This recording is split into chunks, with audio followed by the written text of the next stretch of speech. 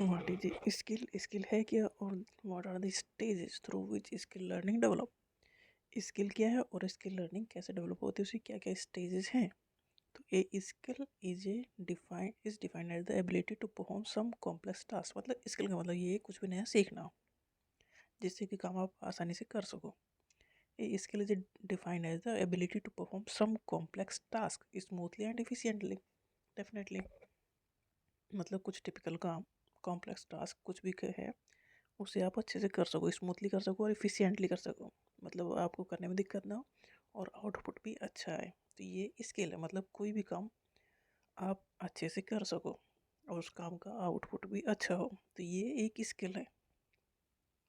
Skill are learn by practice and exercise. देखो skill एक दिन में तो आएगी नहीं, जितनी हम उसकी प्रैक्टिस करेंगे उतने ही हम उस स्किल में माहिर हो जाएंगे।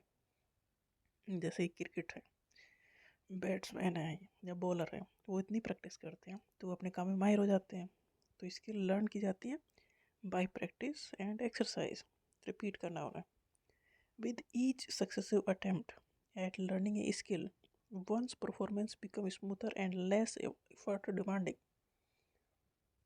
जितना हम उस चीज़ को, उस काम को रिपीट करते हैं तो नेक्स्ट टाइम वो काम हमें उतना ही आसानी से हो जाएगा। मान लो हम मैथ की कोई एक्सरसाइज लगाते हैं, पहली बार उसे मुश्किल से लगा पाते हैं, दूसरी बार रिवीजन करते हैं तो बहुत आराम से लग जाती है, और उसका रिवीजन अगर 4-5 बार कर लें तो फिर तो आराम से कर लेंगे उसे। तो जितनी बार हम उसे करते हैं, with each successive attempt of learning and skill one's performance become smoother, हमारा परफॉर्मेंस, हम एक्सरसाइज को अच्छे से कर लेंगे और उसमें ज़्यादा एफर्ट भी नहीं लगाने पड़ेंगे। मतलब जितनी प्रैक्टिस उतनी ही स्किल में सुधार आएगा।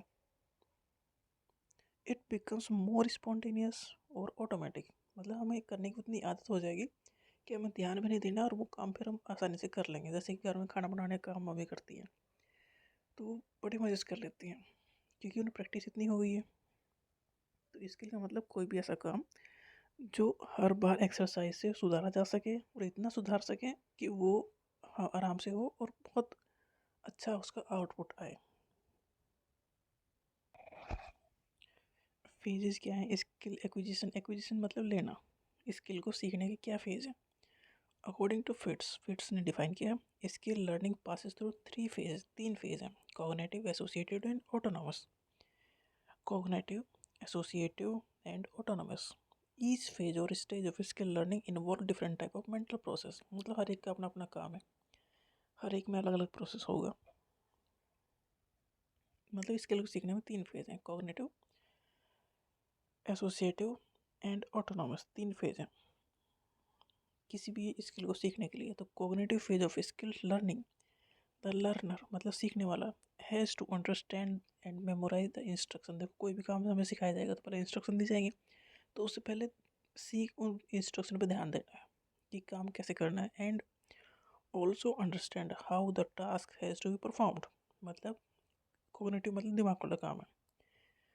पहले मतलब किसी भी चीज़ को सीखने जा रहे हो तो पहली क्लास जो होगी आपको काम करना सिखाया जाएगा तो उस काम पे फोकस करना है, इंस्ट्रक्शन पे फोकस करना है और काम कैसे करना है इससे फोकस करना है। In this phase every outside cue, instructional demand and one's response outcome have to be kept alive in consciousness. मतलब ये सब चीज़ें कॉन्शियसनेस में रखनी है, दिमाग में रखनी है, क्योंकि ये सारी चीज़ें हैं जो हमें सोच समझ के अपने दिमाग में रखनी है, क्योंकि ये बेस है। अगर ये स्किप हुआ तो नेक्स्ट स्टेप नहीं होगा। किसी भी स्किल को सीखने का पहला स्टेप यही है, तो बेस यही है। तो इस पर फोकस करना है। किस पे फोकस करना है? कि जो भी इंस्ट्रक्शन दी जा रही हैं उसको अच्छे से समझना है और अप्लाई करना है। In associative phase different sensory input और stimuli are linked with appropriate response. मतलब जोड़ना है, पहले सीख लिया अब उन इस टास्क को जोड़ना है, इनपुट को जोड़ना है।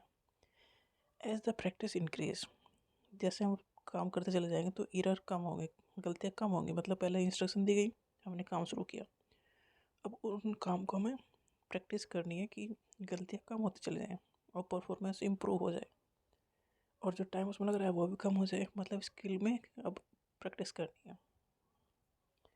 ऑटोनोमस फेज है, इसमें 2 important changes takes place in the performance. The attentional demand of the associated phase decrease. Autonomous phase है कि हमने इतनी प्रैक्टिस कर ली, अब ज़्यादा दिमाग उसमें लगाना नहीं है, वो ऑटो मोड पे चला गया काम।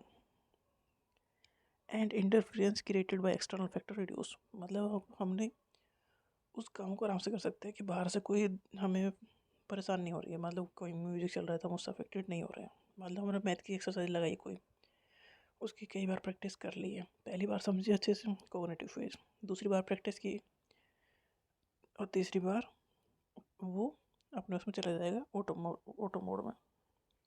तो एसोसिएटेड फेज में हमने उसकी प्रैक्टिस की, इतनी प्रैक्टिस की कि हमारी जो एरर है वो कम होने लगे उस चीज़ में। मतलब हम अगर जो क्वेश्चन आंसर हो वो अगर गलत हो रहे हैं तो कम हो, क्योंकि देखो पहली बार तो सारे आंसर ठीक आएंगे नहीं। तो दूसरी बार हमें से मैथ की जैसे इतनी प्रैक्टिस करनी है कि आंसर सही आए, तो जितनी बार हम एक्सरसाइज लगाएंगे उतना ही उसमें टाइम भी कम लगेगा और आंसर भी गलत कम होंगे। तो ये एसोसिएटेड फेज में हो गया। ऑटोनोमस फेज वो फेज है जिसमें अगर टीवी चल रहा है तब भी हम एक्सरसाइज लगा लेंगे और उसमें गलत नहीं होंगे। मतलब बाहर के कोई भी डिस्टर्बेंस हमें डिस्टर्ब नहीं कर पाएगा, वो ऑटोनोमस फेज है किसी भी स्किल को सीखने का। हमने इतनी प्रैक्टिस कर ली उस चीज़ की। इसमें अटेंशन डिमांड, मतलब हमारे दिमाग लगाने की जो डिमांड है वो भी ज़्यादा है, उसमें नहीं लगाना है क्योंकि हमने इतनी प्रैक्टिस कर ली कि हम उसे बिना किसी दिक्कत कर लेंगे। Finally skilled performance attain automaticity with minimum demand on conscious effort, मतलब उस काम को करने में इतने एक्सपर्ट हो गए हैं कि ज़्यादा चीज़ें हमें डिस्टर्ब नहीं कर पाती है, तो वो काम अच्छे से होगा। मतलब कोई भी स्किल सीखनी है तो उसमें पहली बात तो है कोग्निटिव फेज आएगी। कोग्निटिव फेज का मतलब ये है कि उसमें जो भी इंस्ट्रक्शन है उन्हें अच्छे से समझना है, अप्लाई करना है।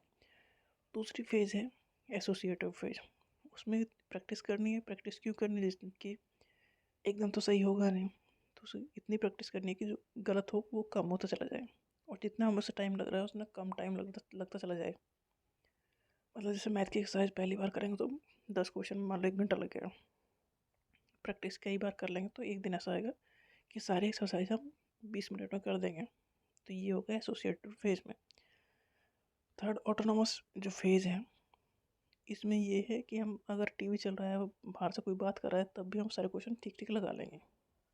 तो इस स्किल का ये फेज है, ये प्रोसेस है।